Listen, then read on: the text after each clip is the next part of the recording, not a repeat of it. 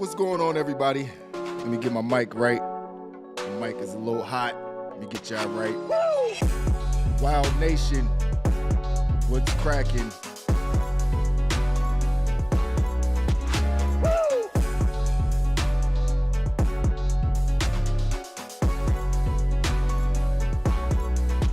To be the man, you gotta beat the man, and I'm saying, woo, right here, I'm the man.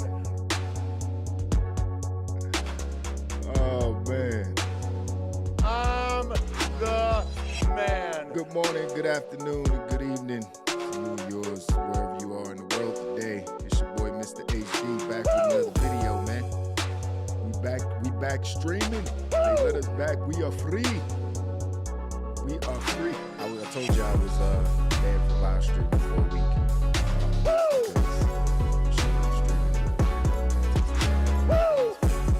Again, worth it.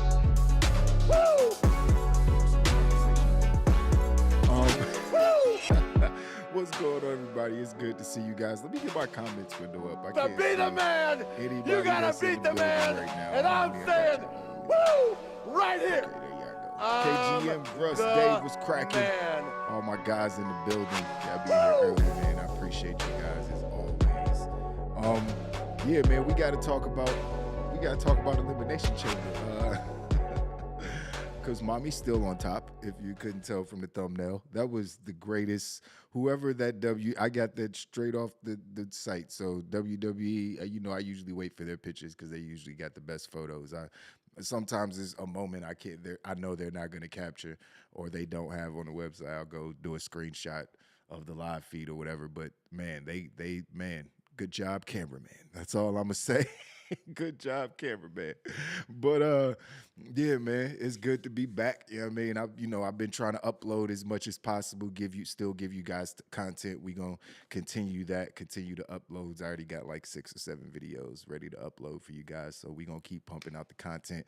Hopefully we can get those next 275 subscribers, 274 subscribers. We got another subscriber in the building, but hopefully we can get up to 1,000 before WrestleMania, man, or by WrestleMania. That would be really awesome. And we can see from there. But fuck all them numbers. I'm worried about who is actually here right now. And we could discuss Elimination Chamber. It was a great pay-per-view, if you ask me. I know a lot of people had some complaints about it being number one, very predictable, and that was very evident because I got all my predictions right, including who was going to eliminate who in some instances. I got a good portion of those right, maybe like 30-40%. But yeah, it was pretty predictable as far as who was going to win the matches. But at the end of the day, like I said on my prediction stream, they gave us what we want. So I'm not going to complain. It's predictable when they're giving us what we're all asking for.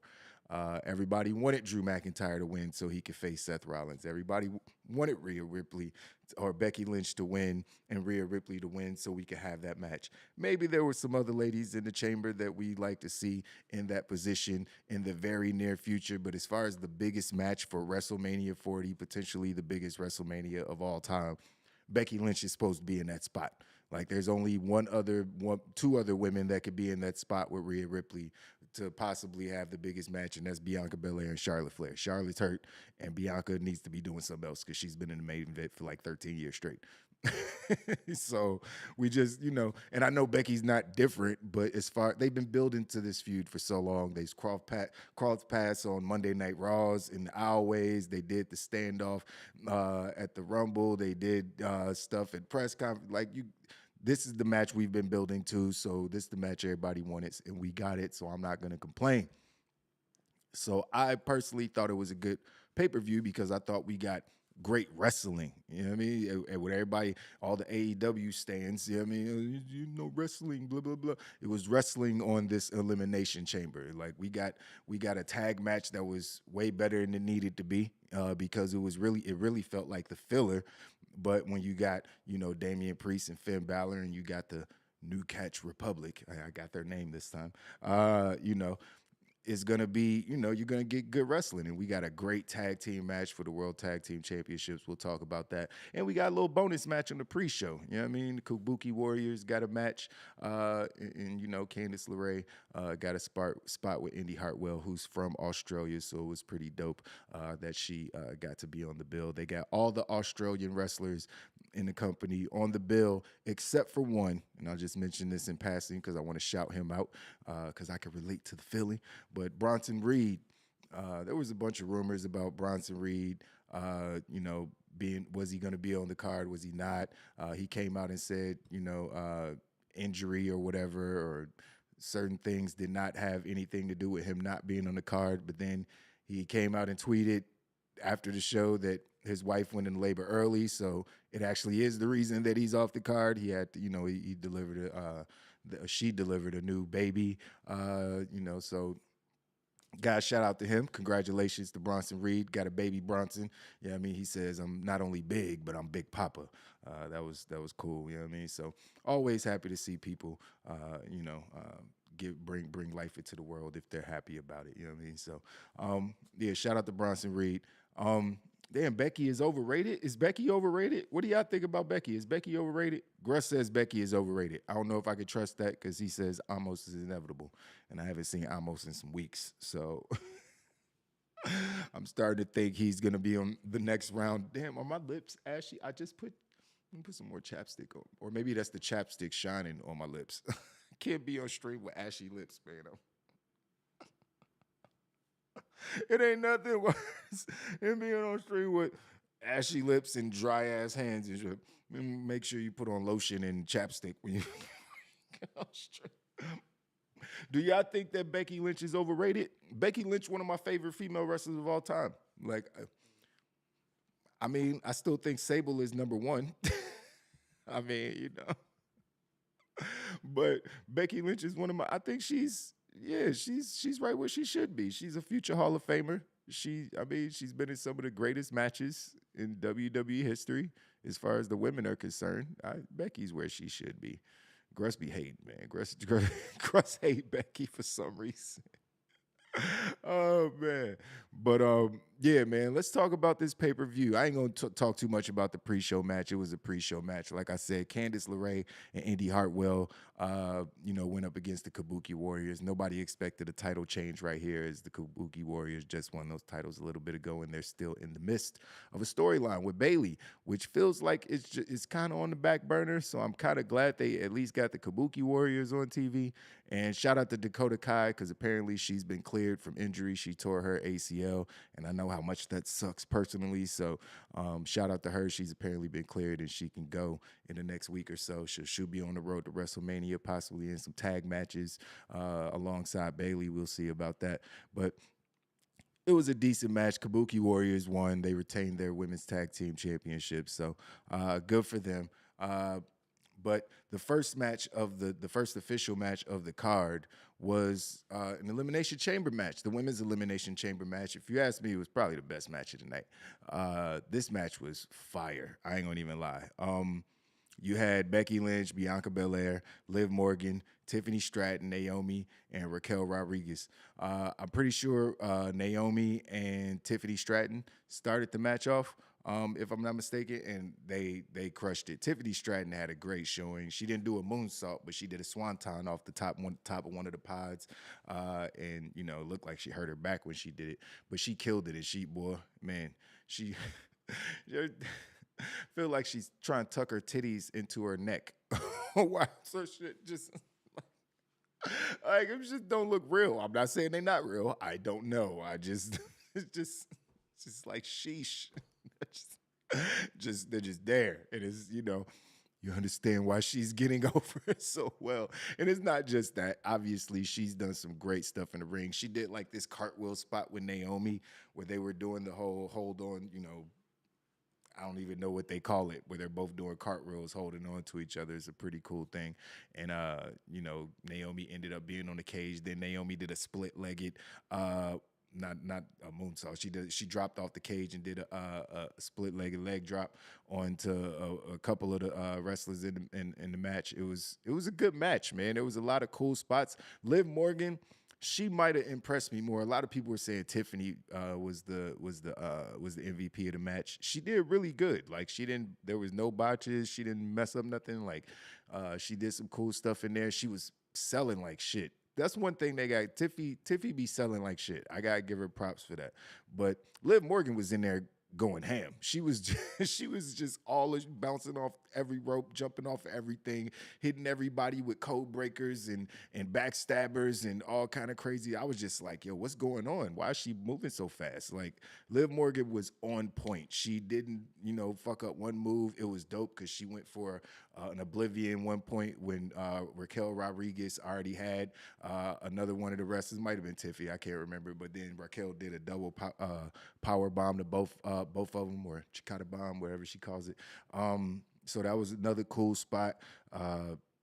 Man, the ladies went in, man. Naomi looked good, even though she got eliminated first, which sucks. I'm just for more reasons than one. Like they better figure out something to do with Naomi. That's all I'm gonna say. You can bring her back to make her point all over again. I'm gonna just say that. You know what I mean? They need to change her theme song back because her theme song is complete garbage. Naomi got one of the worst theme songs in WWE now.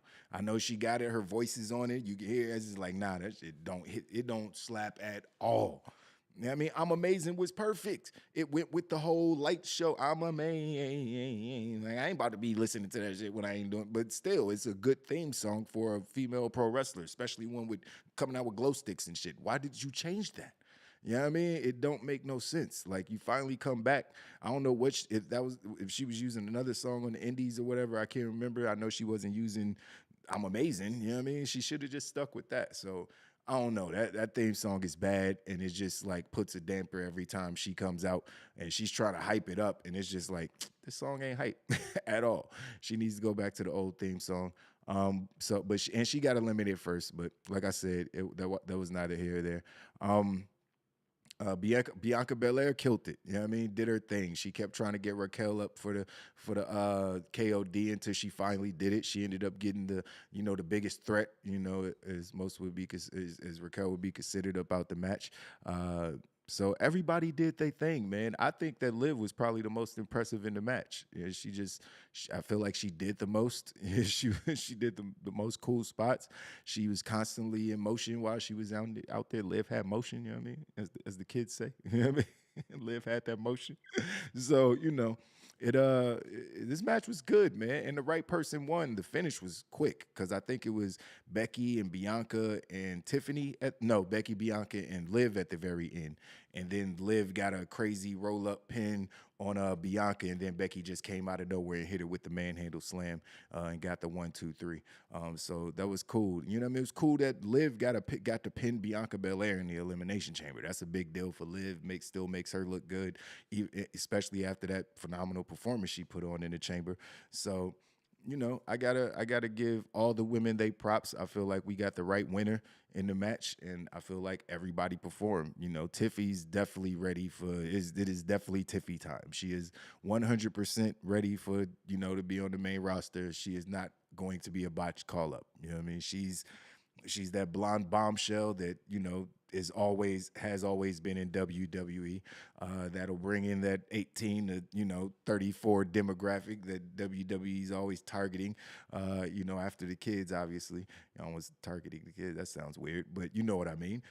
But yeah, I think that Tiffany's gonna do great. In the near future and the distant future, she's gonna have a bright career. Nia Jax needs her old theme song. She does. I'm not a man. She does. She need to go back to her old theme song too, because her new one don't slap either. So Tiff will be the next Trish Stratus. Let's hope not. Let's hope not, because I mean, first of all, I feel like she might already be better than Trish Stratus in the ring. Like, remember, Trish Stratus started off as a valet and wasn't really wrestling, and then she was doing things that I would hope a female wrestler wouldn't be doing in 2024. Just if they have any type of respect for themselves. It's like, and I don't think the people in the offices, especially at this point, are going to be allowing them or even requesting for them to do the type of ridiculous things that they were doing, back in the Attitude Era. So I don't think that she, as far as she's the blonde bombshell. So I mean, as far as that, then maybe, but I think she has far more potential than Trish ever had, and that's no disrespect to Trish, because Trish is one of the greatest of all time, and comes the women's division. But I'm not gonna sit up here and be like, yeah, Trish Stratus is one of the greatest female wrestlers, in ring performers ever. But Tiffany Stratton, she's super athletic. I think she was a cheerleader or something like that. She has a lot of potential. You know what I mean? That, like, Trish wasn't doing that moonsault. Let's be real. So, you know, there's always similarities. I'm sure she took a few things from Trish, added them. What are you? It's my dog just back there. There's a problem with green screen. I can't see what's behind me. I feel like he's just destroying everything every time he makes a sound. But yeah, man. So that match was good. Becky Lynch is gonna go on to face Rhea Ripley, and it's funny I just said that. I caught myself because I basically just made the same mistake that Corey Graves made on the show after. I mean, it's kind of difficult because that's what you've been saying, who's going to face off with Rhea Ripley, and nobody believes Nia Jax going to win. So Corey Graves on commentary, he like, yes, Becky Lynch is going on to face Rhea Ripley. We like, wait a minute, she's about to have a match. You can't, what do you do? What is it? You just already telling us Nia winning, huh? Or Nia not winning. So he kind of spoiled that, but it's also kind of obvious, you know what I mean? And he was just in the moment. At the moment he said it, she did have the match. Why you say Diarrhea Ripley? What is going on? Gruss, what are you talking about? Don't say things like that about the beautiful, the Rhea Ripley's like, I'm not even, it's not even really my type, but it's just, she's captivating. I don't even know what it is. Like, she goth. I don't like goth girls. Like, that's not my, I'm not attracted to that. She's a sexy woman. Let's just be 100% clear. But Diarrhea Ripley, what does that even mean? I don't even know what that means. But yeah, man, everybody showed out, man. This match was good. But the next match we had was the tag team match that I mentioned before. We had the Judgment Day come out, and it was all three of them. I don't think, was JD McDonough there? I don't think JD was there. Am I tripping? Or maybe he's just so small I didn't notice him. I don't think JD was there. But Finn Balor and Damian Priest were putting their tag team championships on the line against New Catch Republic. That's Pete Dunne and that's Tyler Bate. Two guys who had great runs at NXT. Hopefully they'll catch a little motion on the main roster, and we can start doing something with them, especially after their performance tonight, because they killed it. Like, I can't even lie. Like, I don't even know what I expected. Is Tyler Bate and Pete Dunne. They're incredible professional wrestlers. I think their character development leaves a lot to be desired, but we'll see what this group can do going forward. But they had a great match. Dominic kept, first of all, they definitely turning down his mics when he's getting booed, because it's so blatant that they're turning down the mics. It's like, yeah, we can hear the boos, but you're turning. I don't think they're piping in boos. I just think they're turning up the crowd and turning down his mic. So it's just a disparity, but it don't sound like they're piping in boos, because people were actually booing him. But it was, that was funny. But he just kept trying to interfere in the match and distract, the referee, and it ended up working at one point, and Judgment Day was able to retain. They did all their, Finn Balor and Damian Priest. You pretty much, Dominic Mysterio, pretty much know what you're gonna get from them in a tag team match at this point. A lot of shenanigans, pretty much the same move sets. It is what it is. And after that, we had, surprisingly, in my opinion, because I thought we were going to end the show with the men's Elimination Chamber match, but we did not. That match was actually next. We had the men's Elimination Chamber match featuring Drew McIntyre, LA Knight, Randy Orton, Bobby Lashley, Kevin Owens, and Logan Paul and his Sharpie. So Logan brought a Sharpie to the ring. He was in the pod. Who else was in the pod? Randy Orton, Bobby Lashley, and Kevin Owens were all in the pods. Drew McIntyre, LA Knight started the match off. Kevin Owens was crazy. Kevin Owens is like a wild pit bull. He was funny all night because Logan Paul is such a troll and he's so annoying. And I could just see how he gets under Kevin's skin. And Kevin's just the grumpy old man who just wants to rip his head off, but also doesn't want to go to jail. So he's just like, he's so frustrated he can't just he can't just beat him with a baseball bat. But he walked by. Logan Paul was getting into the ring to get into his pod and walked past Kevin and was like mocking him or teasing him or something. Kevin just started banging his into like a psychopath. I seen a meme. I wish I would have screenshot the meme. It was like somebody was like the meme was, yo, he was like an owner with his dog, like, yo, he don't bite, he's friendly. And then the dog banging his like shit. He don't look friendly. He looked like he tried to tear off my leg. But yeah, that shit was funny as hell. But the match started off, Drew and LA Knight, did a whole lot. Randy Orton probably had the best spot during the whole match. Who jumped off? Nobody jumped off the pod. We didn't get that Kevin Owens high spot unless I'm tripping. I don't remember it happening. I remember they were all climbing on top of the pod, like mocking each other during their entrances. That was funny. Like, damn, bro, you got to stand right over me. I don't want to look at your undercarriage. I'm not interested. Can you not climb on top of my pod? Like, why don't you climb on top of your pod, nigga? Why you gotta climb on top of mine? Some bullshit. But it was cool because it felt like they were taunting each other and, as Corey Graves said, playing mind games with each other.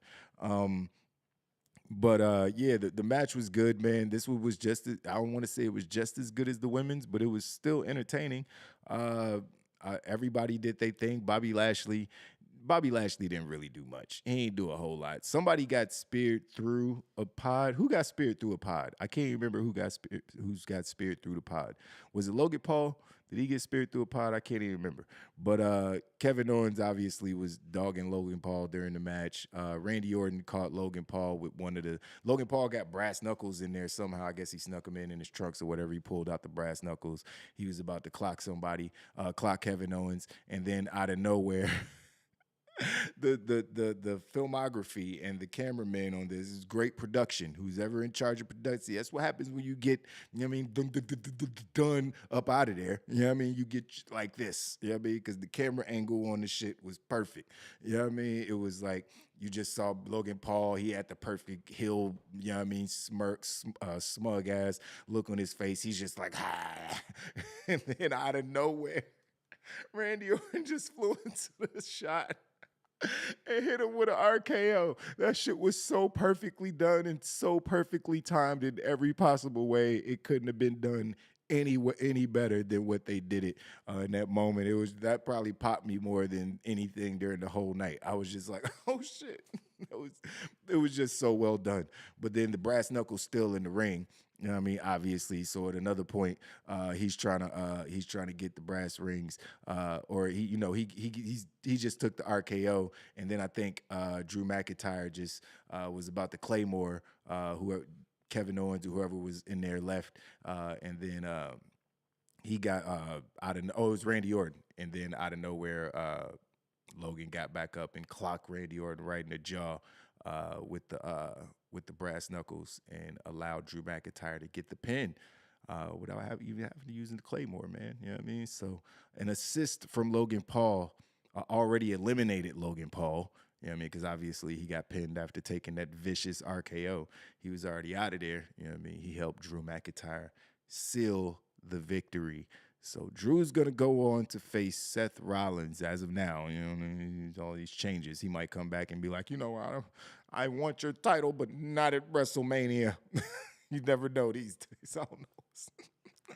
I don't know what's going to happen. But as of right now, Drew is facing off against Seth at WrestleMania. I don't think this is going to main event night one because it's main event at Monday Night Raws. Get the fuck out of here with that. I'd rather see Bayley and Io main event night one. I'd rather see Becky and Rhea main event night one. I'd rather see The Rock versus Cody Rhodes, since they brought that up, main event night one. I have zero interest and seeing and that being the last match on night one of WrestleMania. I'm just saying, maybe that's controversial. I don't know. I just don't. I don't think that that's the main event of WrestleMania night one. Um, but it's going to be a good match. It's going to be a good match. And Drew McIntyre better win that motherfucker. He better win because the whole story, the reason he is the character that he is now is because he couldn't beat Seth Rollins. You know what I mean? So he had to, stop caring about all this other shit and turn into a bad guy and just, become the biggest troll on the internet. You know what I mean? So now he has to take that title. That's the only way his story can end. You know what I mean? So, and then we'll see how, what happens after that as far as who he faces off with. LA Knight should be facing Rollins. Karrion Cross versus Brock Lesnar could have saved his career. Could have saved Karrion Cross's career. I mean, if he wins, yeah, but if you just send him out there to get squashed by, why we talking about Brock Lesnar? Brock Lesnar didn't do anything to be canceled. I don't know. I'm not with cancel culture, so I think everybody got skeletons in their closet personally. Maybe not everybody, because I don't. So I know that there has to be other people that don't have skeletons. But a lot of people, especially in those positions of power, done some sleazeball shit to get there. Let's just be clear. You know what I mean? So you don't know who you rooting for, you know what I mean, or cheering for at the end of the day. That's why when all this shit come out, you be like, oh, what's going on? But I mean, we ain't about to sit here and talk about that whole case again because that shit was dreadful, you know what I mean, and depressing. But yeah, if you accept, somebody's in a peculiar situation and you're doing the opposite of helping, but partaking in them being in that peculiar situation, I'm gonna go out on a limb and say that you're a piece of shit too. I'm just gonna go out on a limb. And, I mean, it's just, I mean. Hey man, I'm doing this foul thing. This girl went joy. All right. It's like, no. What the fuck? I'm not. I'm sorry. Get him the fuck out of here. I'm sorry. But I don't know. You know what I mean? Maybe it's just me. But I still hate cancel culture. That shit is weird. Most of the times motherfuckers be weird. Yeah, but LA Knight facing Rollins. Who's he? Oh, he's gonna. He got his thing with AJ Styles. I forgot to mention that AJ Styles came in and fucked up LA Knight and hit him with what the fuck is it? Fuck is that move called? Styles Clash. He hit him with Styles Clash, and and LA Knight got up out of there. So they done worked out that whole situation as far as LA Knight and AJ Styles. I don't know if that's a match I'm super looking forward to. Honestly, why is my cat scratching the wall? What are you climbing the wall for? My pets are weird, man. He's sitting over here just staring at me. What do you want? He's sitting over here trying to climb the wall. These fucking weirdos over here, man. Oh man, but yeah, AJ Styles and LA Knight is a good match. It just feels like a Monday Night Raw match. I feel like there should be like a ladder match for the U.S. title or something. For Logan Paul's title, I feel that's what should really happen. They should do a ladder match with all of these guys in it. LA Knight, AJ Styles, Logan Paul, Kevin Owens, like all these guys who are in the midst of rivalries, but it doesn't feel like it's leading to a match that should be held at WrestleMania unless they just throw them all in there put a title above the ring, hang a title above the ring, give all these guys a chance at a meaningful opportunity. So I think that that's probably the best way to go about it. Plus, it's always cool to have at least one ladder match. You got to change it up. There's really no stipulation matches as of right now on WrestleMania, and there will be, so I think this is the perfect opportunity to insert a stipulation match on the card is to have a ladder match for the U.S. title. Protects Logan Paul. I don't know if that's necessary to be protecting Logan Paul, but Drew wins at WrestleMania or we riot. Yeah, I'm sick of Seth Rollins holding that title. I'm sick of seeing his outfits. So he could take a break and go do some movies. Just hopefully his scenes don't get cut out. That was low. That was so low. I am so sorry. That was unnecessary of me I'm not even in a movie. You know what I mean? So what am I talking about? That was disrespectful. I apologize to Seth Rollins. yeah, it's not his fault that all his scenes got cut out of the new Captain America movie, and they had to reshoot a whole bunch of stuff. You know what I mean? I just don't think that would have happened to our tribal chief. That was disrespectful. I don't even know why I said that. Why did I even say that? That was so unnecessary. Why? I don't even know why I said it. I'm gonna just move on. But anyways, man, moving on to the final. Well, hold on, I gotta talk about something I almost skipped over: the Grayson Waller effect. Man, we did have the Grayson Waller effect happen. That's why Seth Rollins and Cody Rhodes were even in the building. This was fun. I predicted that we might get a tag team match between those two and Austin Theory and Grayson Waller, but that did not happen because no one likes Austin Theory, not even his friends. Excuse me. Nobody likes Austin Theory, not even his friends.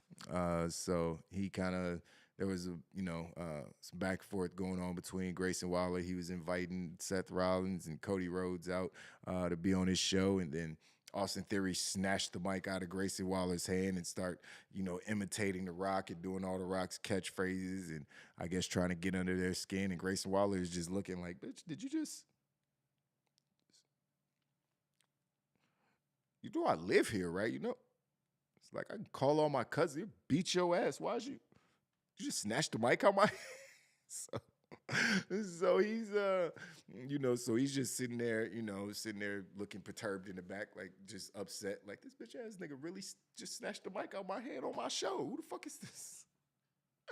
We think we cool like that. He thought we was cool like that. I think. And then obviously he's going Seth.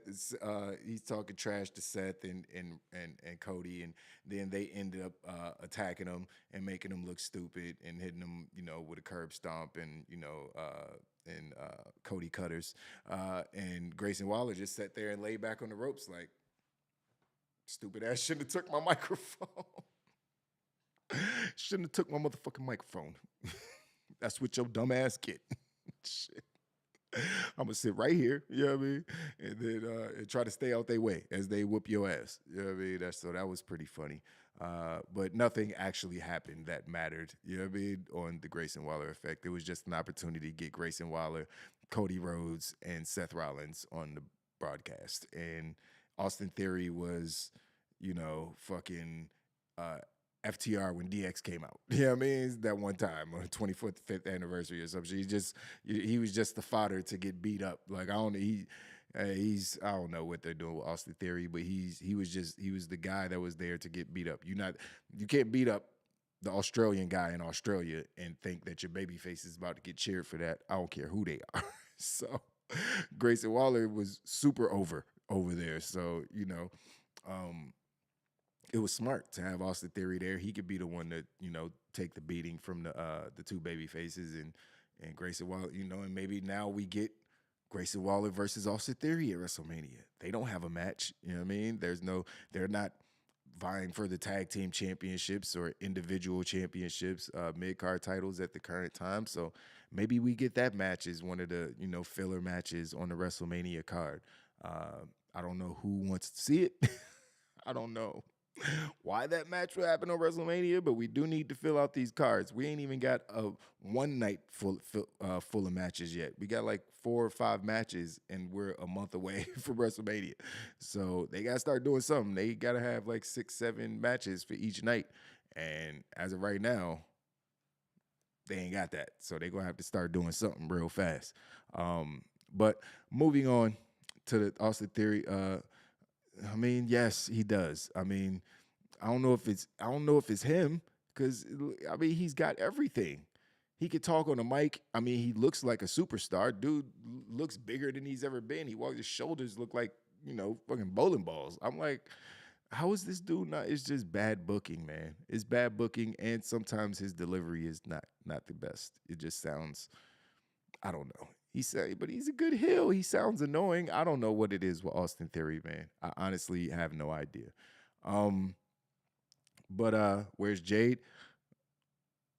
Working on her wrestling ability, I hope. Making sure she has more than like a big boot. And it's like, I don't know. I just hope when she comes out, she's ready and she looks good. She's going to look good. We all know that she's got that part in check. She got to still be able to wrestle because you got people like Tiffany Stratton coming up, and even smaller people like Ivy Nile, and just women who can wrestle. They can wrestle. So she was green as hell, coming from playing basketball and all that, and joining AEW, and she's learned some things, but obviously she has to learn the real way. You know, she was never gonna wrestle like Kenny Omega or the Young Bucks or anything. So who was teaching her how she was supposed to do things the right way to get over in WWE? So I'm no rush to see her. I mean, I'm never opposed to seeing her, but they're getting it right. They're getting it right. When she's ready, she'll be there. I think maybe the Raw after WrestleMania. I don't think she needs to be at this year's WrestleMania. For what? Unless she's like hosting. It would actually be pretty cool if she was the host of WrestleMania and we get to see her even more. She'd come out in 10 different outfits. You know what I mean? We could just, oh man, get to see Jade Cargill the whole weekend. That would be cool if she was the host of the show. But she doesn't have a feud or anything. Her versus Bianca would be awesome. I think that would be great for SummerSlam. That'd be a fun SummerSlam match. Bianca Belair versus versus her versus Jade Cargill. So, who knows? We'll see what happens. But yeah, man, I want to know what y'all thought about this main event match we had. Now, I said that I didn't know which was going to be the bigger pop. I didn't know if Rhea Ripley entrance, when her entrance music hit, was going to be the bigger pop, or when the bell rang and she got the win was going to be the bigger pop. But I think they were about even because that crowd lost their minds when she came out. As soon as her music hit, that everybody stood up on their feet. You could tell everybody was waiting on this moment specifically to root for and cheer on their hometown, home country hero. Man, Nia Jax came out, and they had a pretty good match, man. I want to, shit, man. Probably Nia Jax's best match ever. I ain't gonna even lie. This was the best match Nia Jax. I mean, nothing she does ever look safe. It always looks like it's going to hurt you. You know what I mean? But this was definitely Nia Jax's best match. The spots on the top rope, like Nia is known for botching bullshit like that. You fuck some shit up.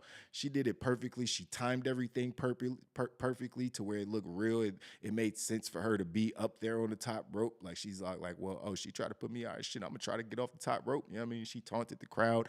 Then, Rhea got up there. She took a little long to get her over, but she still got her over. They did a superplex off the top rope. That was cool. I was hoping for the ring break spot. I thought the ring was gonna break because I was like, why not? Fuck it. You know what I mean? Let's just have a ring break spot, call the match. Who gives a shit? You know what I mean? Rhea's still the champ either way. But yeah, it was a dope match, man. Nia hit her with the fucking annihilator. I thought that might be the end of the match, but Rhea kicked out.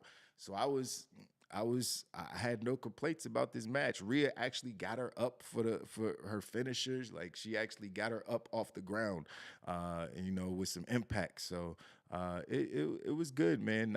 Nia Jax is underrated. I don't think Nia is underrated. Is that Two-Face was cracking, dog? Two-Face slid up in the chat, was cracking, my dude. Notice how Mami didn't get injured because she knows how to land when facing Nia Jax. Yo, here you go with the bullshit. Here you go with that bullshit, Two-Face. Oh man, yeah, I guess I don't know if you landing when you're getting squashed by the Annihilator. That's a vicious move. You know what I mean? Ask anybody who ever faced off with Yokozuna. You know what I mean? It's a terrible move to have to take. But it was nice. I mean, I might just take that shit too. I mean, please stop. My mind went somewhere totally different for a second. But I thought that the match was good, man. It was worthy of a main event, especially because the crowd was going, crazy the entire time. Nia Jax played her heel role perfectly. Seeing Rhea Ripley fight from underneath and be the underdog, because she's fighting up against this giant in Nia Jax was kind of cool because we haven't seen that in a long time from Rhea. She's the dominant one in every single match she has against anyone outside of Nia Jax. So it was cool to see that dynamic. She's definitely going to be a babyface. There's no way Rhea Ripley can keep coming out and getting cheered like that, even when she's not in Australia and stay a heel. It's not gonna happen. She's gonna have to split from Judgment Day. You know what I mean? At this point, she's the leader. She just be like, I don't want to be a part of y'all petty BS no more. Y'all holding me back. Yeah, I mean, however they do it. But she needs to go ahead and split away from Judgment Day, because I don't think maybe the only way the whole faction could turn heel is if they actually let R-Truth, or turn babyface, they actually let R-Truth join the faction, which at this point I don't think they're gonna do. You know what I mean? So I think R-Truth and Miz are probably gonna take the titles from at Mania. So we'll see what happens, man. We'll see what happens. But I thoroughly enjoyed the beta event. Like I said, I enjoyed all 4 matches on the main card. The pre-show match was whatever, but the 4 matches on the main card were all really good wrestling matches. That they were all executed well, because usually something in the chamber or something like that, somebody's blowing big spots, or timing is off, because you got to have a lot of time. There's a lot of timing involved, like with the RKO spot and the finishing sequences in both of the Elimination Chamber matches. You got to have all the timing right with that stuff. You know what I mean? Everybody's got to be in the right spot, the cameramen, including the cameramen and the wrestlers and the referees, so that whenever a match with this many moving parts is executed pretty much flawlessly, I'm always impressed, and they definitely did that. My favorite spot of the night was definitely the RKO spot. Randy Orton hitting Logan Paul with the RKO, but the Tiffany Stratton, doing the swanton off the top of the pod was pretty cool too. Naomi doing the split leg off the cage was pretty cool. It was a lot of cool spots during the night, man. So I enjoyed the pay-per-view. I'll probably give it, 4 out of 5 blunts if we was doing blunt ratings. You know what I mean? So I wouldn't have no problem going back and watching this one again. There were some good parts of it. I'm not gonna rush and go back to see, Oh, Two-Face said what I was thinking. he said, Two-Face just said it. I was like, I'm not kicking out. Let's just say that. I'm gonna just be there. They're gonna be like, is he okay? I'm like, I'm fine. I'm fine. I'm fine. Just count very slow. Don't worry. Let me stop, man. Let me stop. For 4.5, okay, 4.5. I mean, damn, that's a lot. But I mean, as far as Elimination Chamber pay-per-views go, or PLEs, whatever we're calling them now, it was definitely one of the best. I think it was one of the best. Very predictable, but that's not going to take away from how quality the show was for me. Just because they gave us every outcome that we wanted, like. So what Naomi wins the Elimination Chamber, we'd have been like, yay, Naomi. Wait a minute. So what? Why? We'd all been confused. So it'd have been, we got the winners that we wanted, the winners that made sense. I know Becky's got a lot of haters right now. You know what I mean? One of them's named Gruss. You know what I mean? But she's the right one. She's the feud. That's the feud they've been building to for the last year, and we're almost there. And we gotta do the match. You know what I mean? Becky can, she's not gonna beat Rhea Ripley. She bet not fucking beat Rhea Ripley. That would be crazy to me if Becky Lynch beat Rhea Ripley at WrestleMania. Now that would be kind of crazy. You know what I mean? The only person that needs to beat, there's 2 people that should beat Rhea Ripley for that title. You know what I mean? There's 2. And one of them ain't even wrestled a match yet. You know what I mean? If you're going to bring in Jade Cargill and you're going to build her up over a year, and Rhea's got the belt that long, she could take the title, off of Rhea. That's believable. Okay, 3 people. Nia Jax could potentially take, because I got to give Nia Jax her props. I've been saying it for weeks. I was saying it on X or Twitter, whatever you call it now, months ago, as soon as she came back. Nia Jax is good all of a sudden. What the fuck is this? You know what I mean? And she proved it again. Saturday, that she's good. She's here to stay. But the number one person, obviously, to take that title off of Rhea Ripley is Bianca Belair. They came up together. They were in NXT at the same time. The story's already built in. They've been building to that feud longer than they've been building to the Becky and Rhea feud. That feud goes back to NXT. So we got 6-7 years worth of story to tell for that feud going into next year's WrestleMania. So if Rhea Ripley is the champion for the next year and she gets a year-long run as a babyface, you think I'm going to complain? Nah, I ain't about to say nothing. You know what I mean? Who they supposed to give the title to at this point? Liv Morgan? You know what I mean? I'm good. You know what I mean? I'm good. Ain't there another belt? Yeah, there's another belt. Let them go take that one, because who has that belt? Io. Yeah, let them go fight for that belt. It's like Rhea keep, her women's world championship, and those 3 women, Nia, Jade, or Bianca, end up taking it off of her. It could be the soonest, I think would be Naya if anyone was taking it off of her soon because she's in the midst of that feud now. But the other two matches will have to happen at SummerSlam or WrestleMania. You do Bianca versus Jade, Bianca versus Rhea. I mean Bianca versus Rhea, or Jade versus Rhea. That's got to happen at WrestleMania, in my opinion, or at the very least SummerSlam. You know what I mean? Royal Rumble, something like that. Big, big, big, big pay-per-view. I enjoyed the show, man. Very good show, you guys. I thought that there was no misses as far as everybody who showed up to Australia. Motherfuckers went over there and didn't waste that because flights were 30 hours apparently. 30-hour flights. That's crazy. The longest flight I've ever been on was to Europe. I guess that's like, what is flight to Europe? 10, 11 hours. That was the longest flight I ever took. Hawaii's like 2 5-hour flights from where I am. You know what I mean? So that's like 10 hours. Yeah, that's the longest I've ever been on a plane, and that is miserable. So flying 30 hours just, whew, I just can't even imagine. Like, I'm gonna need like a Xbox and some. If I got like an Xbox and some movies and some edibles, you know what? I'd probably be able to make it. You know what I mean? Give me some good, strong edibles. I probably sleep half the 30 hours. You know what I mean? I could wake up, play some video games. You know what I mean? Look at some tape, whatever. Look at some movies or whatever. I might be able to get through it. But man, I hope they had like luxury accommodations. I hope they had like, lots of leg room. Bunch of tall 6'5" dudes cramped up on a small airplane. I don't know that. I'm assuming the accommodations were better, were suited for professional athletes. But that's still a long flight, man. That's a long flight. But they went over there. They ain't waste their time. They went over there. Everybody went over there and showed out, man. The only one who didn't make it was R-Truth. Because R-Truth made the mistake that I used to make in elementary school when I was looking at a globe and someone said, point at Australia, and I would see Austria. Like, there it is. Like, no, that's not it. That's not it. So apparently R-Truth was flying by himself, and no one helped him book his flight. Apparently they're booking their own flights to these places. And since he booked his own accommodations, he ended up in Austria, which is not in the same place. It's a whole different country.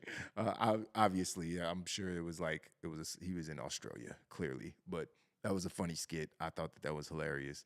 R-Truth not having a match, but still making an impact and doing what he does, making us all laugh for a second. So got to give love to R-Truth, man. But that's it. That's everything that happened on the show. Let's see what you guys talking about in the chat. Both chamber endings were predictable. The whole show was predictable. If you watch my predictions, I told you, like, I got pretty much everything right. I almost got who was going to eliminate who right as far as most of the matches, but we got what we want, so I'm not going to complain. Like, no other person could have won any of the matches, and that shit made more sense than what we actually got. So I'm not going to complain that they gave us what we all wanted, all the matches that we should be having at WrestleMania. CM Punk is gone. The only other person that could be in that match that could be the winner of the men's chamber is Drew McIntyre. It's the only one that made sense. And then you got the rivalry right there. We got Drew take the title off of Seth, the guy that he's been torturing and, telling him he ain't shit for months. And then we got CM Punk just waiting in the wing when he comes back from injury. And guess who's going to be champion? Drew McIntyre, the guy who, made fun of him getting injured and, all these things, who injured him, kayfabe and all these different things. So it's the story's right there. So predictable, yes. Correct, yes. You know what I mean? So I'm not going to complain about them giving us the proper outcomes. Bianca and Jade, yeah, that's what we want to see, man. We want to see the two muscle-bound black women in the ring both look like they superstar pro athletes. But I also want to see like Tiffany versus Bianca. I want to see the sassy, girl and the bougie Barbie white girl. Like that's going to be fun. There's going to be some funny interactions. It's also going to be very cringe at times. Very, very cringe. Very cringe. But both of them ladies could go. I think they would cut some funny promos on each other. And I think there's an audience for that feud as well. there's the women's division of WWE is loaded, man. I know that I don't know what AEW doing with their women's division. We ain't talking about AEW right now. We talking about WWE. But that women's division is absolutely loaded. They have so many women that could be holding the title. They haven't even ever built Piper Niven up to be an actual contender for that title, and she should be. There, we got all these women coming up, from NXT that are going to be called up soon alongside Tiffany. You have Roxanne Perez down there, and a few other different names. I think Isla Dawn and her tag team partner just getting called up. I don't know if they're really singles competitors or world title material, but you got some ladies down in NXT that are on the rise. So the women's division in WWE is loaded, man. I'm looking forward to what they're doing. It's loaded full of athletes, and it's a bunch of beautiful women. Don't get me wrong, like gorgeous women, but it's like they got the perfect balance of beautiful women and incredible athletes. You know what I mean? So Bianca's gorgeous, but she's also a superstar track star. You know what I mean? It's like, and could do all these things and looks like a superhero and has an 8-pack. And Jade Cargill has 17 abs on each side. And literally looks like she should be in an Avengers movie she don't even need no costume, no nothing. Literally looks like a superhero. Rhea Ripley built like a brick house. Like, you got all these women who are superior athletes now. So, and they're beautiful. Even when you got the big girls like Nia Jax. Nia Jax is beautiful woman. You know what I mean? But she's the big girl. You know what I mean? So it's like they got everything covered for this women's division to dominate for the next 10 years in professional wrestling, especially with how Tony Khan treats his women's division. I don't even know if they have a women's division. It's just their women almost feel like valets for the wrestlers, like just fill-in spots half of the time. But yeah, we'll see. We'll see what WWE does. Drew gonna lose at WrestleMania. Drew bet not lose at WrestleMania. That would be ridiculous. That would be ridiculous for Seth Rollins to keep. He's injured. He's hurt. I'm almost medically cleared. No, we don't. Listen, just be healthy enough to get through this match to drop the title and take your ass on somewhere. I'm sorry, man. This is an anti Seth Rollins channel. That was wrong to say. I'm joking. I am joking, but I'm not a big fan of Seth Rollins, man. I'm not a big Seth Rollins guy, and he lost me. He loses me with. I think he really lost me with the whole Will Ospreay, stuff with the whole interaction with Will Ospreay and him. Check my bank account. Shut up. You know what I mean? So but he's done that multiple times, and he just comes off as a douchebag all the time. He's just doing interviews on Radio Row during the Super Bowl. Yeah, UFC guys can never do what we do. Shut up. Like, shut up. Like, I know you think you're good, and you're just like, okay, man, we get it, but shut up, bruh. Like, he's very cringy sometimes, and I hate the way he dresses. Like, I can't even, like, I don't want to see dudes in dresses, you know what I mean, or female clothes. It's just, maybe that's your thing. No offense. Be clear. Maybe you like wearing, women's clothes. That's okay. I just don't want to see it. so and I'm not gonna. It's not, it's not my business what you do in your own personal time. But I mean, it's not the dude that we not going out to the bowling alley. You know what I mean? To hang out and have some beers with you dressed like that. We not going to the game. If my homeboy got some shoes that look like came from Alice in Wonderland with big bows on them, you're not going with me nowhere dressed like that. Sorry. So, you know what I mean? It's not my cup of tea. If it's your cup of tea, more power to you. Happy that you're happy. You know what I mean? Everybody should be friends with who they want to be friends with, but my friends ain't about to be walking around dressed like Seth Rollins. You know what I mean? So, just saying. You know what I mean? At least not when they're with me. You know what I mean? These ladies don't like Seth Rollins because his favorite wrestler, all the theory that worked him into. as a disciple. I know he wasn't. That's crazy. Forgot all about that. He definitely did that. Oh man, maybe it's residual hate. I still have animosity from that time. Yo, the crush, you ain't shit. I just saw this. Yo, I just saw this. Yo, you are savage, bruh. Hold on, man. You are savage, bro. Why'd you?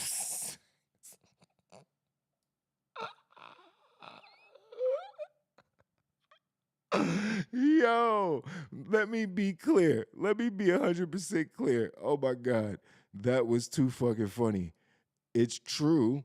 And, and if I had to choose, that would be I would pick her as my favorite female wrestler in AEW. Like Nyla Rose the shit. Like her feud right now with fucking God damn it.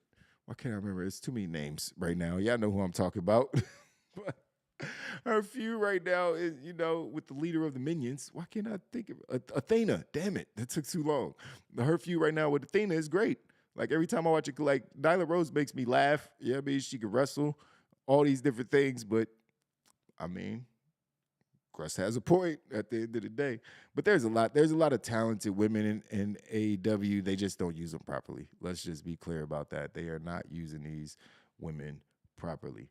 Sol Ruka is a beast. She's gonna be. First time I saw her, which maybe just a few months ago, I was like, damn, who is this tall basketball playing ass girl that's doing all these flips and crazy moves? I mean, she looked like she'd been wrestling for 10 years.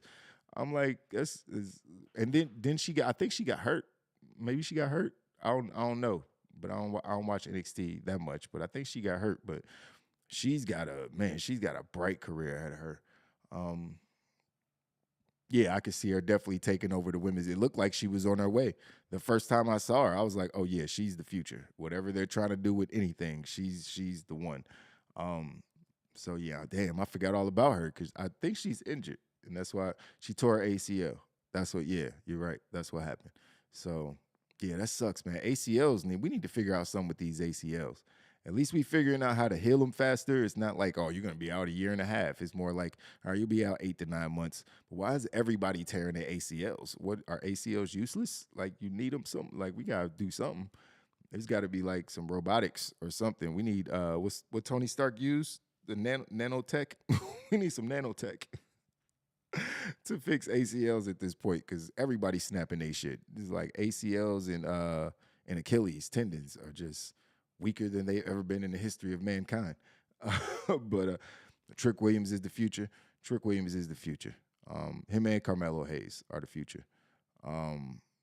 They both have bright futures, man. I don't know if one's gonna get called up before the other. I would assume that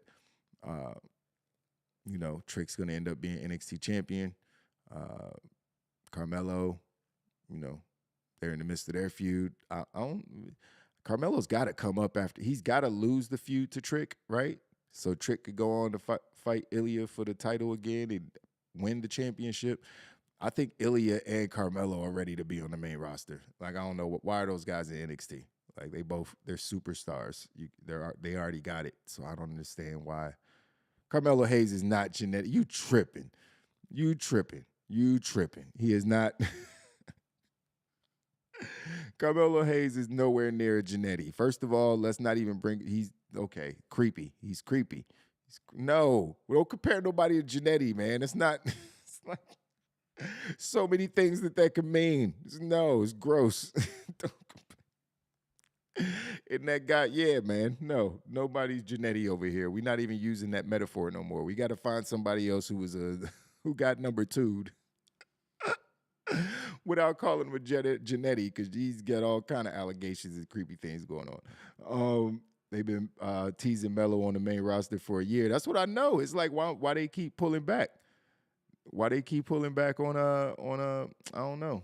I don't know why they keep pulling back with Carmelo. It's like, all right, Carmelo Hayes gonna get called up, and then it's all right, Carmelo Hayes in the middle of another feud that's gonna last 6 months in NXT. It's like, what the fuck, man? So is he getting called up or not? I could have swore he didn't get drafted in the last NXT. There was some NXT guys that got drafted in the last draft, but they still haven't wrestled on the main roster. I can't think if it wasn't Von Wagner. It wasn't. It was somebody. It was a few people. I can't remember who it was, man. Y'all can remind me, but somebody got drafted to the main roster, and we've never seen them on the main roster since that draft, or maybe we have once. But yeah, we'll see. We'll see. The drafts are almost useless at this point. It's like no point in the draft because if you're not about to bring that person up the very next week and have them, inserted into a feud, it's like, what's the point of drafting them to the show? Like, I don't just do it on the next draft when they're actually ready to be on the show. So we'll see. WrestleMania is obviously coming up in a few weeks. The draft is usually after Mania, so we'll see how things go. If they end up doing another draft, if Carmelo Hayes will actually get called up after he loses to Trick Williams, because that's what should happen. So we'll see. What else can we talk about? Any other news happened? I don't think there's no other big news. They got 52,000 people for Elimination Chamber in Perth.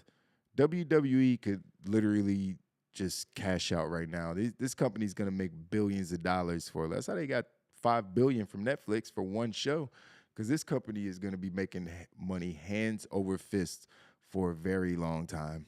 You know what I mean? Regardless of the regime changes, as long as they keep wrestling people involved who know what to do with the product, like a Triple H, then I think that this company is going to be fine going forward. I have a prediction. This could be a crazy prediction, but I have a prediction. This might sound crazy. This might be a crazy prediction, and this is random because I'm just thinking about the company and its future. I think that somehow, some way, Phil Brooks is going to end up being an executive in WWE. I think that CM Punk really wants to help the future, even being more so than being a coach. I mean, they literally gave that man his own show in the other company, in AEW, for him to be the leader of and run and all these different things and say what's supposed to happen on the show and who he wants on the show and all these different things. He's always been involved in the creative process when it comes to his characters and helping other people with their characters. I think that he really wants to be one of those guys. I don't know if his temperament will allow that. Hopefully he does some more growing up and realize you just can't punch people in the face, especially if you want to be an executive. Doesn't really work like that. But maybe eventually something like that will happen, and it'll be one of those situations where Triple H is like, man, I know this guy. We've been through so much. We've talked shit. We've been to war together, against with each other and against each other. I know he loves the business. And I don't know. I just have some weird feeling that 10 years from now, when CM Punk is definitely not wrestling, maybe 5 years from now, somehow he gets some kind of executive role backstage in WWE and ends up being one of the major voices back there. If that happens, you heard it here first. See, yeah, like Russ, exactly. Just kind of like HBK, kind of similar. You know what I mean? It's like he loves the business. Maybe he starts off helping Triple H, helping HBK in NXT. That's because he's down there helping them anyway. So it's like that makes perfect sense. That makes perfect sense, actually. You know what I mean? Because all those wrestlers down there worship him. A bunch of wrestlers down there, they grew up watching him. You know what I mean? So they, he's a lot of their influence. So he could teach them a lot. I could see, yeah, I know I'm not tripping. You know what I mean? And I feel like maybe those instances would actually put that in my mind subconsciously. Like he's going to end up, actually working for the company once he's done wrestling. That's probably what made me think of that in the first place. Odyssey Jones should have joined Lashley faction. I am disappointed that you said that. I am so disappointed that you said that. How you just go leave Amos out like that? What are you doing? You can't have Odyssey Jones and Amos. I thought Amos was inevitable. Like, you can't have, come on, man. You got to pick one or the other, man. Odyssey Jones, I mean, he could be. He could be. If they was really trying to do another Nation of Domination, he could be. I need Naomi to join the bloodline. That's what I need, because I need her to not just fall off by the wayside again. So that's what I'm really looking forward to. I need Naomi to join the bloodline, and I wouldn't mind seeing Nia Jax join the bloodline. They're both a part of the bloodline. You know what I mean? So make them a part of the bloodline. You know what I mean? So Naomi probably, if she gonna have that whack ass theme song, she just need to be a heel. Because that's how bad her theme song is gonna turn her heel. Watch. That shit is so real. Almost don't need a faction. Okay, that's what it is. That's the logic. Okay, okay. Uh, but I want to see Naomi do something, man, because she can't. Yeah, she got to be by Jimmy's side. Exactly. Like it just makes too much sense. Like Jimmy's in the bloodline, Naomi could go over there join him. It gives the bloodline more, more people to be on the show. Because when Roman is effectively not there, especially when he's not the champion, he's probably going to be there even less. You know what I mean? For gone for months at a time. So if the bloodline is a faction that's going to keep going, which it should, because there's you just did a whole PowerPoint with a fucking family tree that goes back decades. Why wouldn't you just keep that going? Which is, all right, this is the end of the bloodline. Not telling this story ever again. You know what I mean? So you might as well keep it going. So add some more members to keep it strong. So they're still, maybe they're not going to be the most dominant faction like they used to be, because they don't have, Roman Reigns, or they don't have the, Roman Reigns still be the tribal chief or the head of the table if that's the situation, but he's not the champion. So they're not the most dominant faction in WWE anymore, running roughshod over everybody and making all the rules. But they could still be a faction that's dominant, that wins, that, maybe they lose, start losing more, and then, become, a good heel faction and take some L's. I don't know. I just want Jimmy and, I don't need them to be together, but Naomi should be a part of the bloodline. You know what I mean? And everybody knows they're married anyway. You know what I mean? On screen and off screen. So it makes no sense. Jimmy's doing all these dastardly evil things, and then Naomi comes out, everybody love me. Bitch, why don't you get your husband? He tripping. We're not cheering for you no more until you tell him to stop being a psychopath. You know what I mean? And he taking away all our moments. So at some point, they're going to have to figure that out. I think that Naomi should definitely be a part of the bloodline if they're going to, move forward with that. Amos versus Moose for the TNA title. Big brother versus little brother. Them dudes look just alike. That shit is crazy. Them dudes look just alike. Big brother versus little brother. I want to see Moose in WWE. I know he's not going to, well, he might do it now that Scott's not there. Yeah, all that loyalty stuff that he was talking before in interviews, and that stuff might have just went out the window with them doing Scott how they did him. So we could actually end up seeing Moose in WWE at some point. I think he just re-signed a new contract, so I don't know if he's actually going to be leaving anytime soon.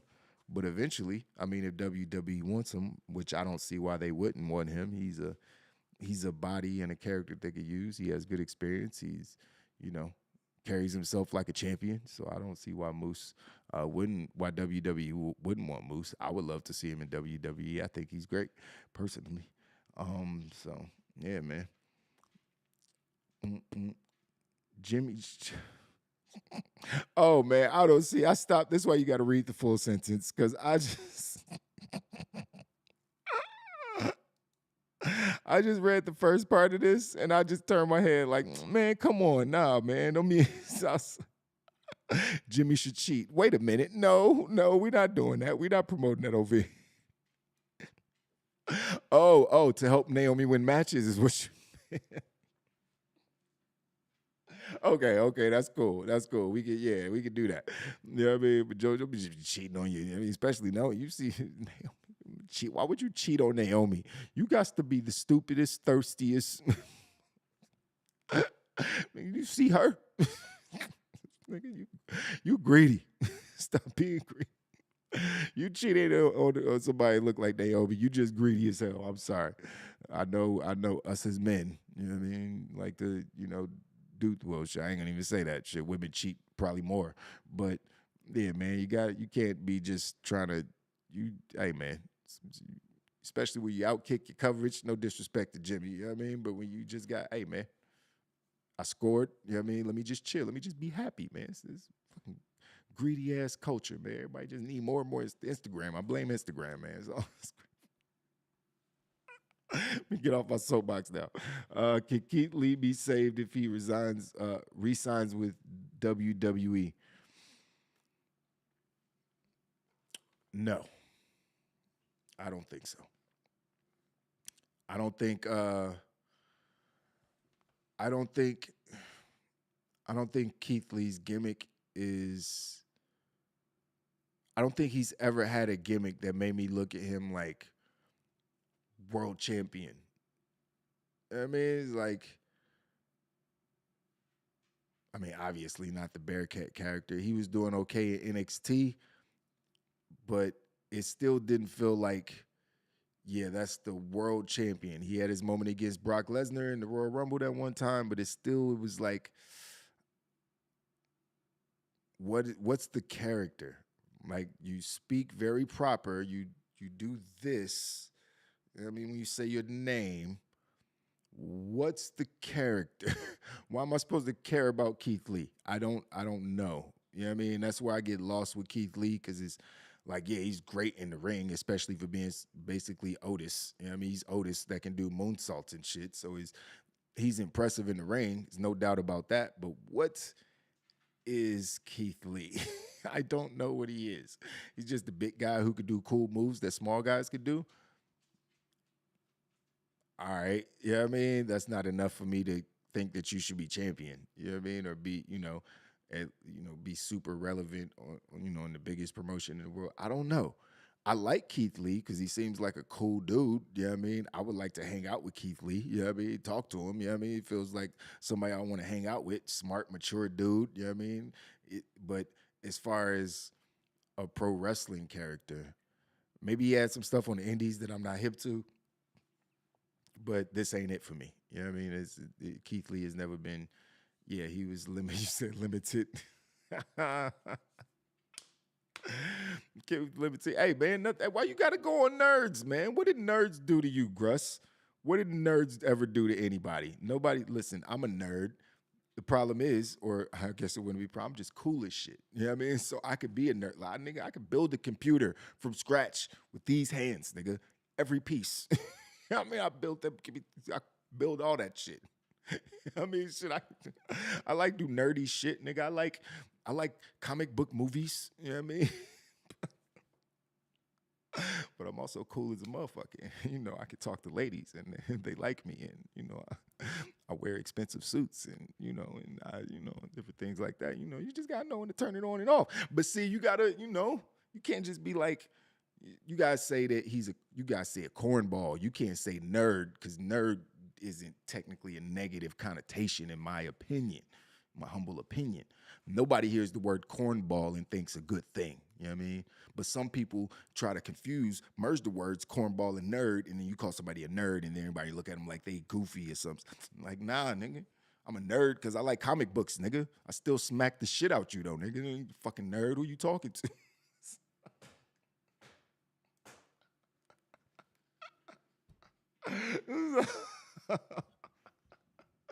Oh man, no, but I get what you're saying though. He's definitely a nerd. He's a geek. You know what I mean? He's a geek. You know what I mean? And it's hard to get over. Like, the geek doesn't. I don't. And it's not. He's a geek, but he doesn't even really like lean into the geek. I'm a geek. Like, if he came out with some fucking specs on me, he came out with his smart guy glasses on. Like, yeah, I'm a geek. You know what I mean? And don't come out with the full gray head of hair. That was crazy. Like, that was crazy. I don't know what ever made him think to do that. Like, I should have been better off dyeing his hair blonde or something instead of coming out with the ashy white gray beard. Like, oh, you got gray hairs at a young age? Cool. Dye that shit, bro. We ain't trying. You look old as fuck. Oh man, no offense to people with gray hair shit. I got gray. You know what I mean? All in my shit. You know what I mean? So I ain't about to be sitting here talking shit about his gray hair. I'm just saying. You know what I mean? You trying to portray a character on TV, man. Play the part, man. But Keith Lee need to start, if you gonna have that proper voice and be talking like that and sound all studious and shit, you can put on some suits. You know what I mean? Stop coming off and cut off t-shirts, and you know what I mean? Put on some like Samoa Joe do. Just do what Samoa Joe do. Samoa Joe do it. Samoa Joe is a savage. He's an asshole. He's one of the meanest people in pro wrestling. But he comes out and he dresses like it. He carries himself like a champion. He holds his head up high like Keith Lee does. But he's out there looking like he looks like a champion, man. So there's a disconnect. I don't know. Maybe I don't know what it is. I'm just not a big Keith Lee guy. I don't think maybe WWE can save him, but he's got to save himself at the end of the day. You kind of dressed like Ash from Pokemon today, but you. What is? Hold on. Hold on. Hold on. Fuck this. Y'all get on my fucking nerves. Yo!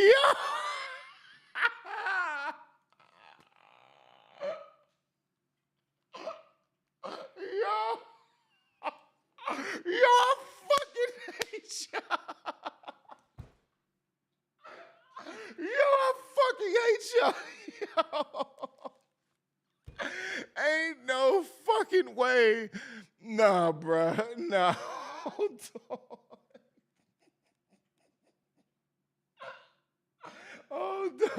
Hold up. Yo, it's fucked up, man. That's fucked up, dog. Hold on, man. See, I don't know shit about Pokemon, fucking nerd. I don't know shit about no fucking.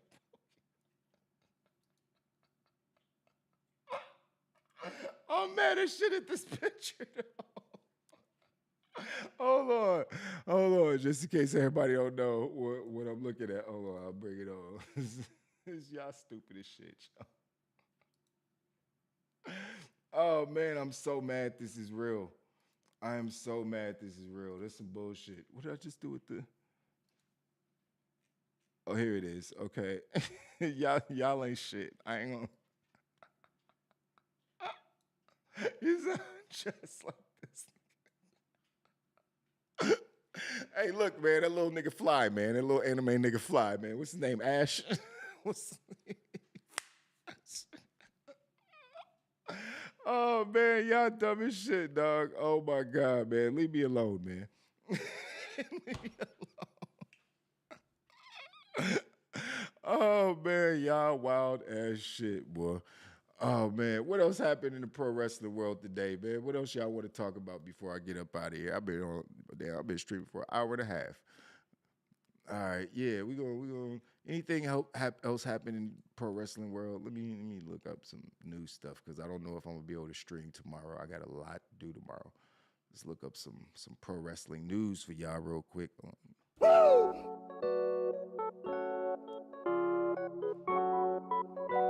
We should start doing like some live reaction videos. I want to start like doing some of my reaction content like live. You know, I can always chop it up later. And I hate Twitch, man. I might start using Twitch again. I just don't like Twitch, honestly. You know what I mean? So I might start using it again. Let's see, anything happen? I don't even check Wrestling Observer. I can't. Dave Meltzer. You gotta beat the man. Dave Meltzer is literally almost single-handedly right here. Wrestling journalist The man. I don't know if he's like got Parkinson's or something all of a sudden, or Down syndrome. I'm the He man. just don't give a fuck, so he just be lying. But Dave Meltzer just be saying shit. This nigga won't stop. He came out, yeah, man, Randy Orton's hurt, man. He said, hey, man, looks like I think he's injured. Things I've been hearing backstage and talked to some people, and the people told me Randy Orton's guy, man, he's gonna have to get his back checked out. It might be Randy Orton. Like, bitch, I'm good at my job. He's like, you got work, stupid, again. It's like, I don't know if people just be using him. Because even I'm watching the match, I'm like, man, Randy Orton hurt his fucking back, man. Y'all stupid. He's fucking Randy Orton. He's been wrestling for 20 years. He knows what he's doing. He's always been one of the best sellers. Of course, he just came back from back surgery. You think he's not going to play up his back being hurt? This is crazy. But people be like, well, I think Randy Orton might be hurt. If his back was hurting after surgery, he would have ran up out of that cage so fast. I'm like, man, fuck this. I got kids now. I ain't about to sit up here and try to paralyze myself for this match.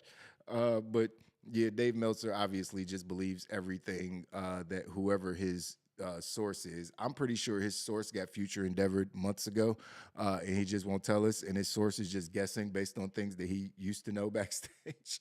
Yeah, man, I think his source probably just a podcaster. He's probably just. somebody with a podcast that used to work at WWE, or somebody who should be doing a podcast instead of feeding news to Dave Meltzer as if it's fact, because he's clearly wrong about so much. So, but yeah, I can still trust Sean Rossap, because Sean Rossap only talks about stuff that he actually knows, at least when he's speaking about stuff as far as facts are concerned. But nothing's really going on in pro wrestling. You know, wrestlers coming out speaking against Vince McMahon. You know what I mean? Everybody was mad at John Cena. I guess they're already over it because no one's really talking about it. I don't know why you would be mad at John Cena for trying to defend someone who changed his life, who gave him the life that he has. What do you think he's going to say? I don't think anybody who knows Vince McMahon, which is probably thousands of people at this point in his life, I don't think any of those people condone what he did outside of the weirdos who were involved in it with him. Kevin Owens came out and, spoke against it. Seth Rollins said some stuff. Like, Randy Orton said some stuff. Everybody's like, yeah, man, Vince means a lot to the business, but it's gross. You know what I mean? What he did. And the shit can't happen again. So, yeah, even Becky Lynch came out, said some stuff, you know what I mean, about the allegations being, they're hard to reconcile. People are trying to understand how it's like finding out your parent is a axe murderer or something, and you're just a teenager who loves your parents and you don't know no better, and then you find out that they're a serial killer. You're like, what the But yeah, I mean, it's like, it's hard to just turn it off and be like, yeah, I don't love my parents anymore. You know what I mean? It would be kind of tough. You know what I mean? Be like, I could hate and be disgusted by what they did, but it'd be hard to turn off that, unless they were doing the same things to you. So, it's a weird situation. But like I said, unless something big comes out about that and there's like some court proceedings and stuff, I really don't even want to talk about that shit no more, because it's uncomfortable to talk about. It's weird. It's gross. I just want all those old wrinkly dudes out of the fucking office, all of them, and just let Triple H and Ari Emanuel and Nick Khan and all those guys do their thing, and so we can move forward for the next 10, 20 years.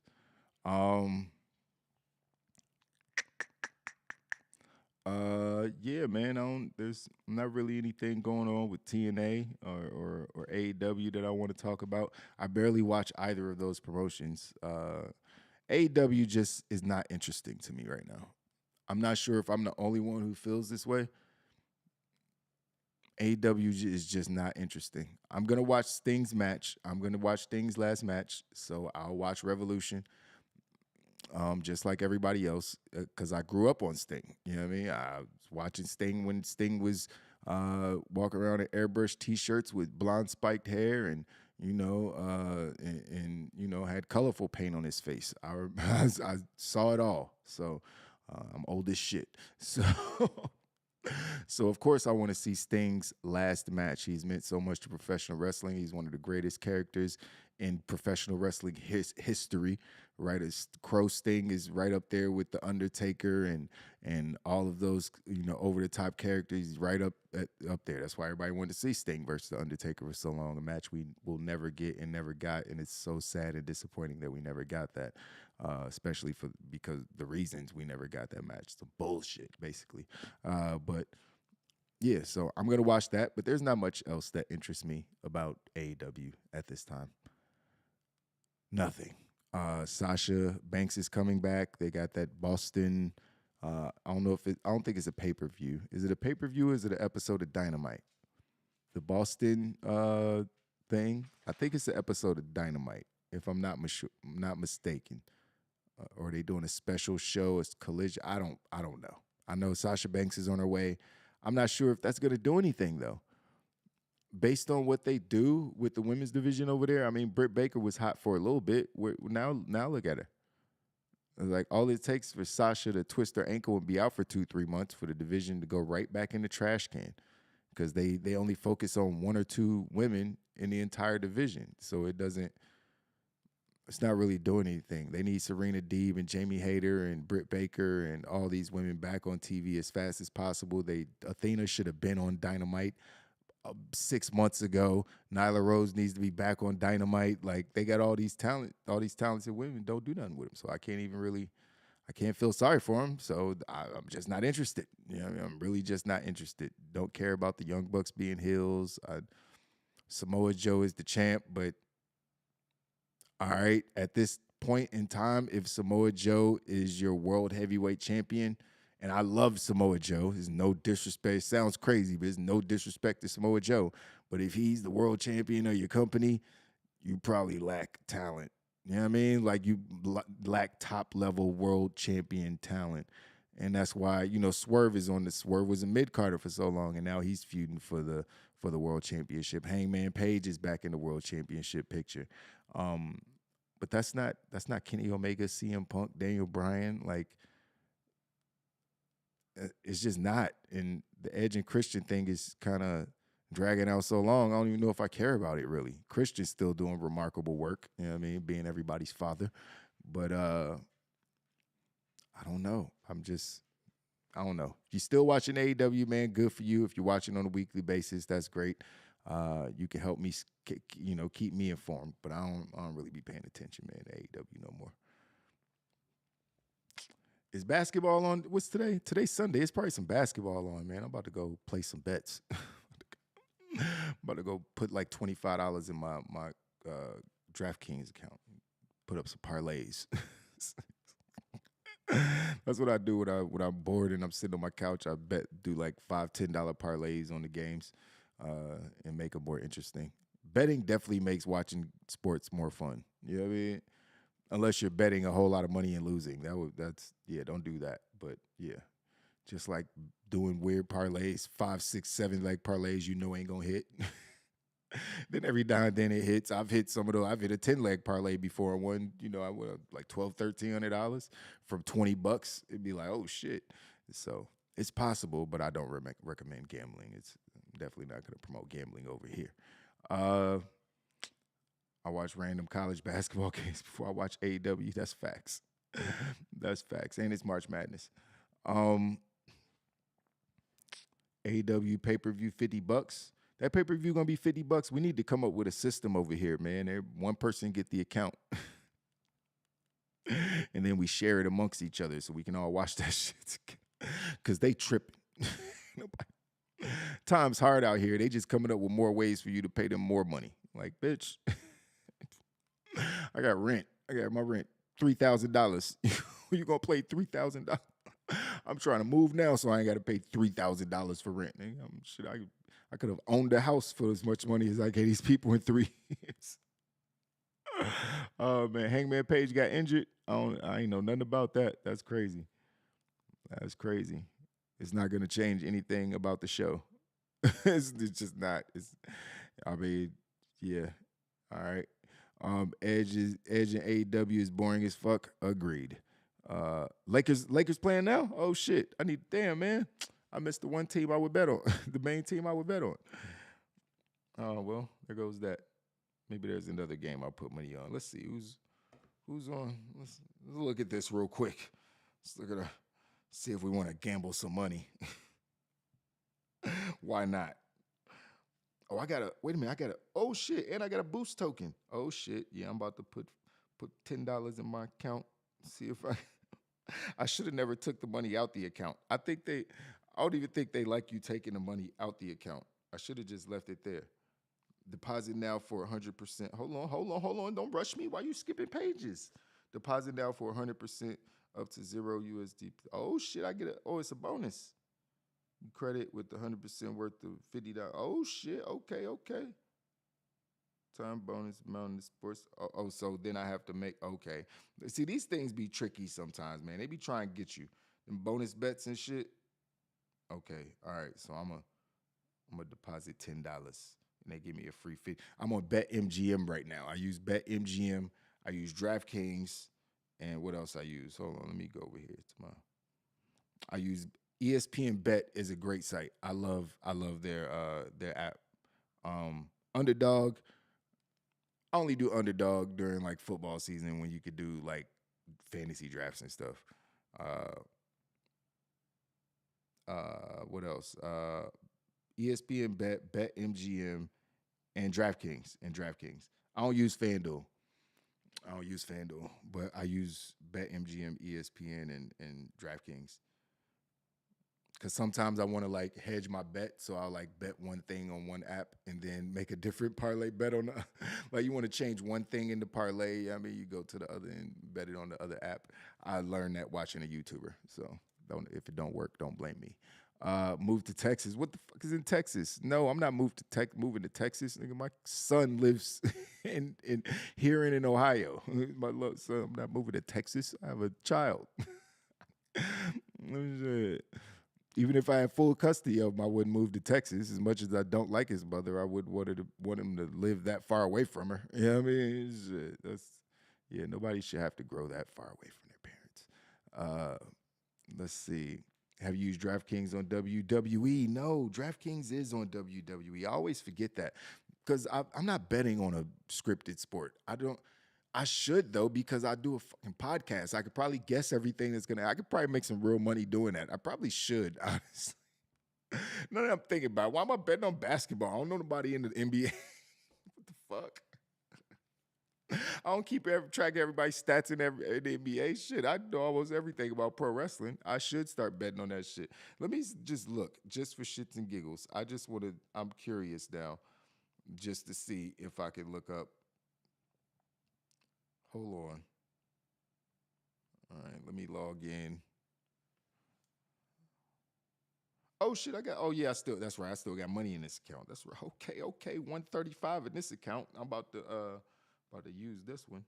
The Lakers, we playing the Suns and we getting waxed.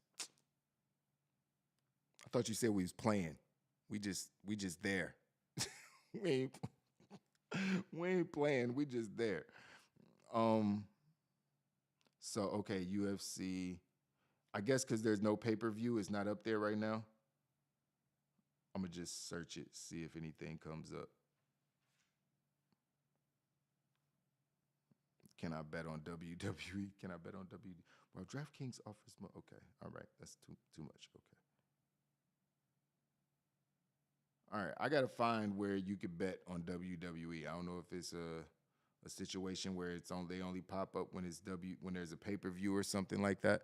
But yeah, I'll check it out. I probably should, but I'm not a big gambler, man. Outside of like playing poker, I love poker, but I don't even do that much, honestly. I play poker like once every few months now. At this point, I can't be gambling, man. I got I got bills. I got a kid. Last thing I'm trying to do is lose some money that I have needed for my son.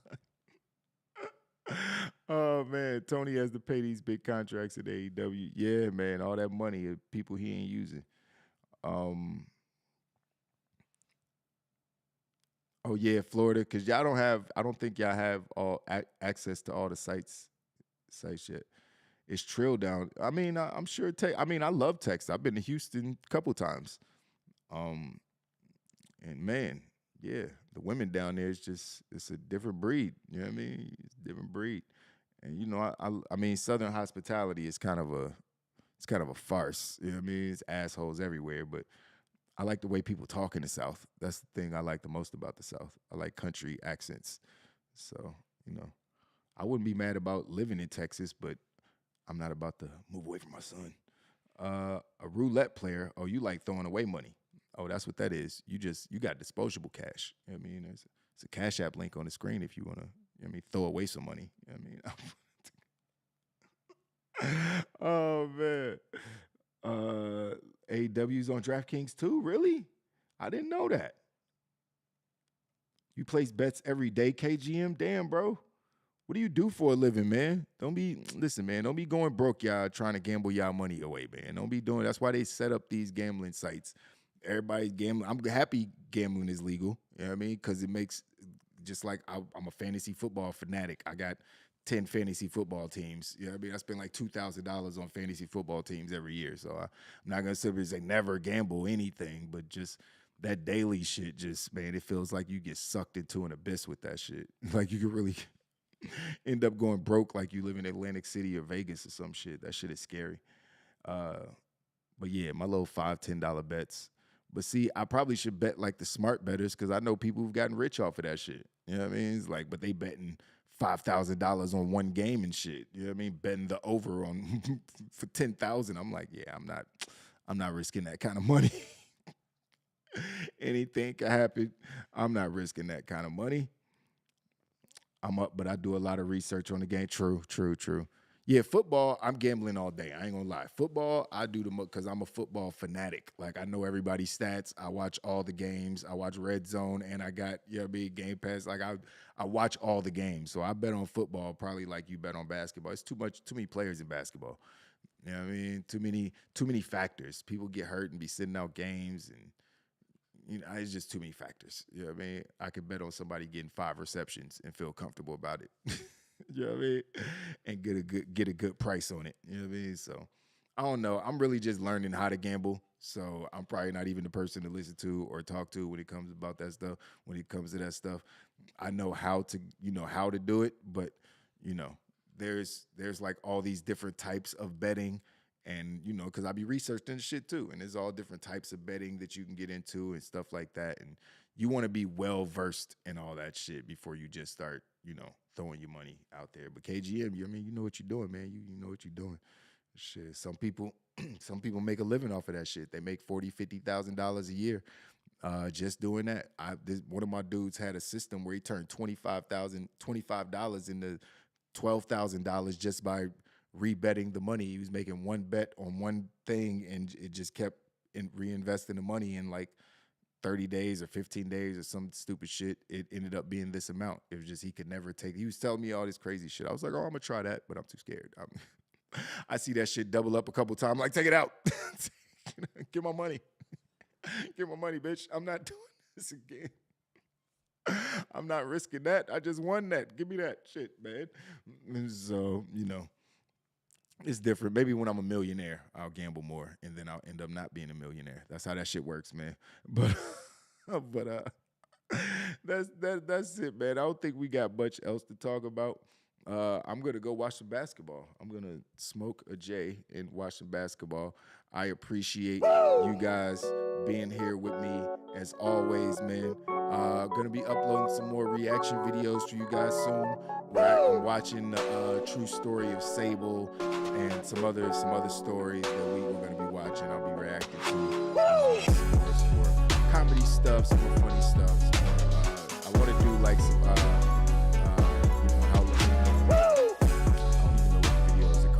Try not to laugh videos, stuff like that. We're reacting to To be the man, you gotta beat the man.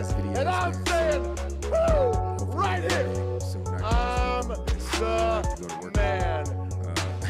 Just do this shit all day. That's really what I want to do, is just talk about wrestling with y'all all day. That would be in sports. You know what I mean? That would be my dream. You know what I mean? So that's what I'm trying to get right now. So make sure you go tell all your friends to come subscribe to the channel. Shout out to all my mods. Shout out to everybody blowing up the chat. The gang in here as always. KGM, Russ. You know what I mean? Dave. I see all y'all, man. I appreciate y'all so much. You already know what it is.